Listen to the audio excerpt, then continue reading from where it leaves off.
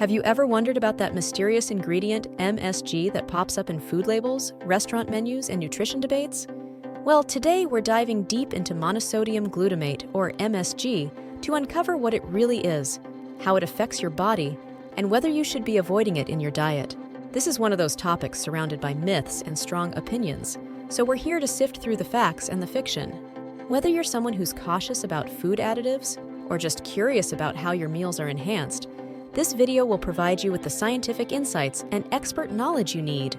We'll explore how MSG enhances flavor, why it's used so widely, and tackle those health concerns that might have made you wary of it in the past. Are headaches and other symptoms really linked to MSG, or is it all just a food scare? Let's find out together. By the end of our discussion, you'll have a clearer picture of MSG's role in the modern diet and be better equipped to make informed choices about what you eat. So, have you ever felt unsure about foods containing MSG? Do you avoid them or embrace them for their taste? Stick around, share your thoughts, and let's get to the truth about MSG. Don't forget to like, subscribe, and hit the bell icon to never miss our in-depth looks into what's really in your food. All right, let's kick things off by breaking down what MSG actually is. Chemically speaking, MSG stands for monosodium glutamate, which is a fancy way of saying it's a salt derived from glutamic acid. Glutamic acid is a common amino acid naturally found in our bodies and tons of foods, like tomatoes and cheeses. When stabilized with sodium, it becomes MSG, a white crystalline powder that enhances flavors, making them more robust and complex. It's that umami taste, often described as savory or meaty, that makes your favorite dishes so irresistibly delicious. MSG's journey into our kitchens has a pretty interesting history. It was first isolated in 1908 by a Japanese scientist named Kikunai Ikeda, who was curious about what gave seaweed broth its mouth-watering flavor. He discovered that glutamate was the source and decided to stabilize it with sodium to create MSG, making it easy to add to dishes. This discovery revolutionized the food industry, quickly making MSG a popular ingredient worldwide for enhancing flavor without adding much cost. Now, you might be wondering where MSG is lurking in your grocery store. It's actually more common than you might think. Beyond the obvious suspects like fast food and canned soups, MSG can be found in seasonings, snacks like flavored chips, frozen meals, and even in some processed meats. It's often hidden under different names like hydrolyzed protein, yeast extract, or simply flavoring, making it a bit of a ninja in the ingredient lists. So next time you're enjoying a particularly tasty snack, take a peek at the label. You might just spot MSG in disguise. Diving deeper into how MSG works, let's talk about that intriguing umami flavor it's famous for. Umami is one of the 5 basic tastes, alongside sweet, sour, bitter, and salty. What MSG does is it enhances this umami taste, which is often described as the savory richness you might taste in cooked meats, mushrooms, or broth. When MSG dissolves and interacts with our taste receptors, it essentially turns up the volume on how much umami flavor we perceive from our food.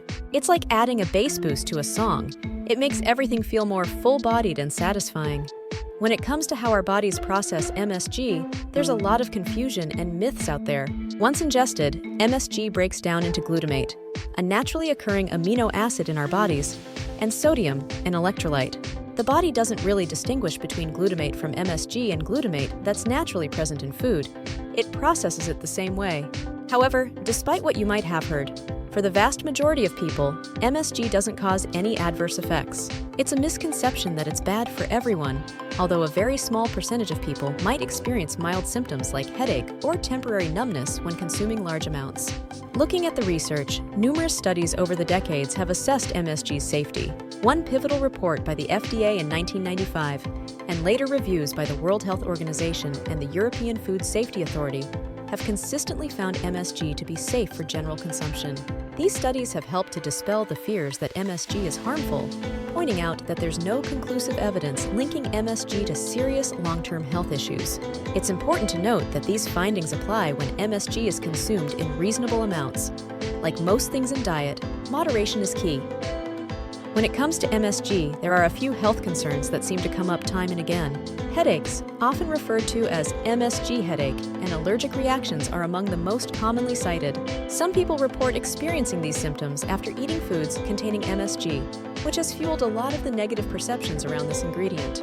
However, it's important to note that these reactions are quite rare. Scientific studies suggest that these symptoms might occur in a small fraction of the population who have a sensitivity to MSG. These individuals might experience temporary symptoms like headache, muscle tightness, and general weakness when consuming large amounts of MSG, especially on an empty stomach. But what about Chinese restaurant syndrome?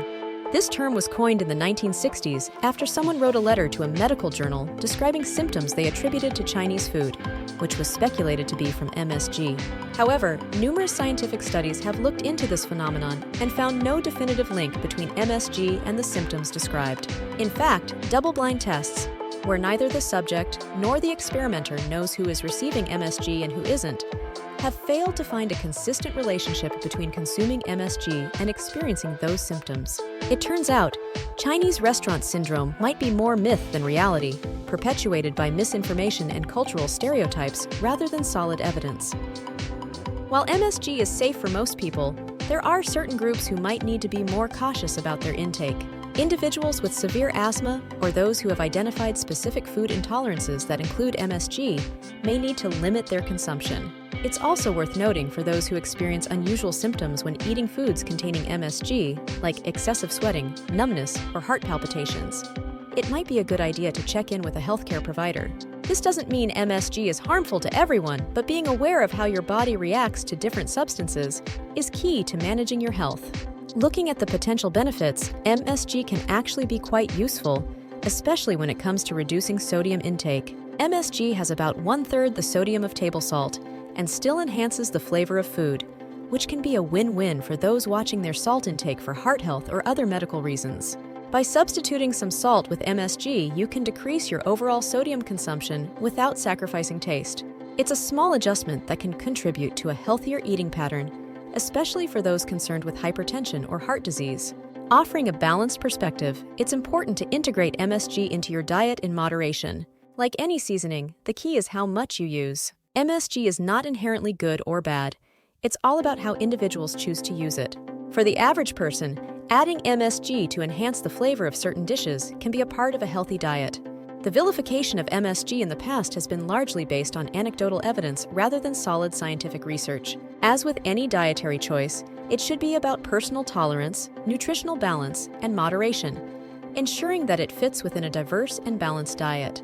What's been your personal experience with MSG? Maybe you've steered clear of it because of all the bad press, or perhaps you're someone who swears by its ability to bring out the best in your cooking. Have you noticed any adverse effects when you've consumed it? Or do you think it's been unfairly demonized? I'm really curious to hear your thoughts and experiences. And while you're sharing, think about the flavors it adds to foods you love.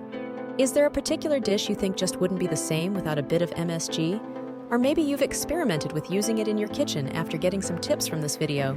Either way, drop your stories, opinions, and maybe even your favorite MSG-enhanced recipes in the comments below. It's a great way for all of us to learn from each other's experiences and maybe even debunk a few more myths along the way.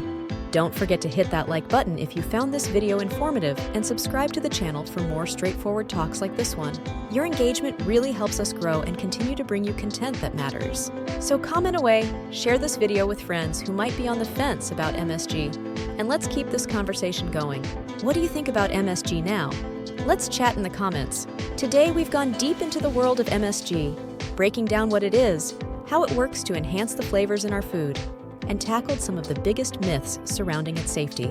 We've learned that MSG is essentially a form of salt that brings out the umami, the savory richness, in our food without the high sodium content of regular table salt. Most of the scientific community agrees that MSG is safe for the majority of people when used in moderation, just like many other seasonings we use every day.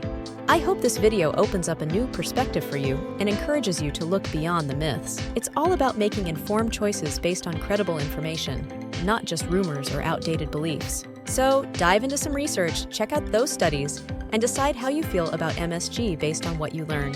And remember, whether it's MSG or any other ingredient, understanding what you're eating is the first step to eating healthier.